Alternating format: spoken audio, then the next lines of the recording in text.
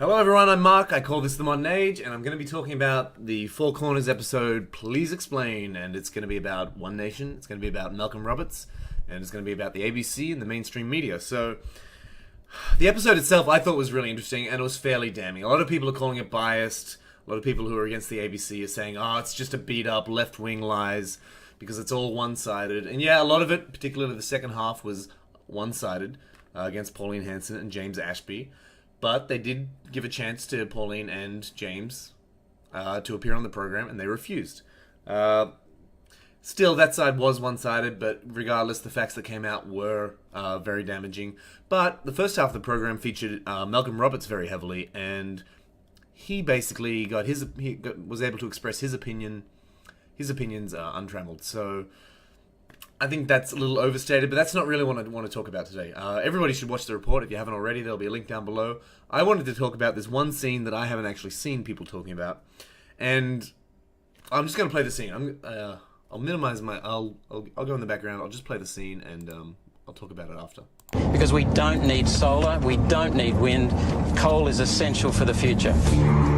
Another of One Nation's key policies is to ban the immigration of all Muslim people to Australia.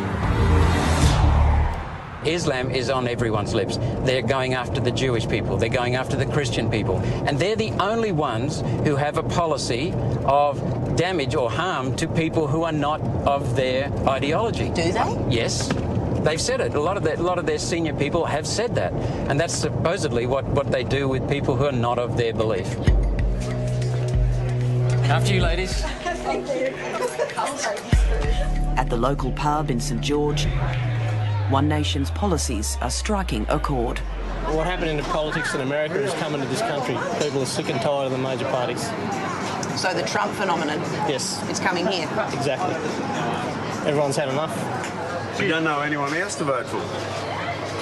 What else you got to vote for? Fucking And she's hot. Liberals, She's redhead. Nation. Oh, she's a redhead. She's hot, redhead. Redheads. They're always got your vote, haven't they? What is it about her? What do you think? Why is she doing a good job? Keeping all the immigrants out of Australia. I think we got enough. She's the only one that can pull Australia back to being Australia. Okay, good. What's real Australia? Get rid of the migrants, the boat people, and just have us. Who are the migrants? ISIS and the Pakistanians. Keeping Australia. We've got enough people. No more. No more. So, One Nation's supporters have strong views. I'm going to leave it there. I'm just going to play it again in the background. And as I'm talking, I'm going to try and make my point here, but maybe I shouldn't have played this Malcolm Roberts part, but it kind of goes to a larger point of what I'm going to say now. But keep an eye on when they're doing the story part in the pub, and let me know if you see anyone in that pub who isn't white. Anyone in that pub who is Muslim, looks like they might be Pakistani. If there's anyone in that pub that looks like they might be affiliated with ISIS, it's going to be playing behind me. Look really hard. Now, I mean, they're expressing some opinions that I personally find anathema. Like, if I was talking to someone, like, I could see myself at a pub like this, having a beer, having a great conversation with all these people. They seem like great people until they come out and express these things about immigration, which I totally disagree with. But the thing is, when there's only white people in this pub, and presumably the town itself probably doesn't have that many Pakistanis, Muslims, people from ISIS. It's a, pretty rural outback town. So why are all these people so concerned about ISIS and immigration and boat people?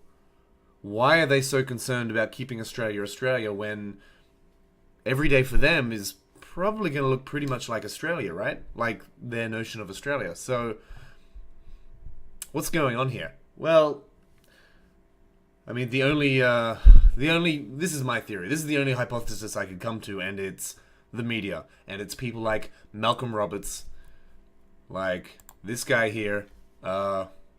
Wait. This guy. oh my god, I put it at the wrong part.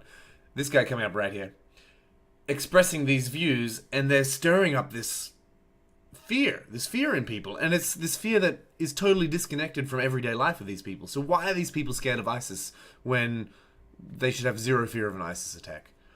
And I blame corporate media, I blame Murdoch Press, and you know what? They're the exact same people who are saying this is a total beat up. This is fake news, they were calling it.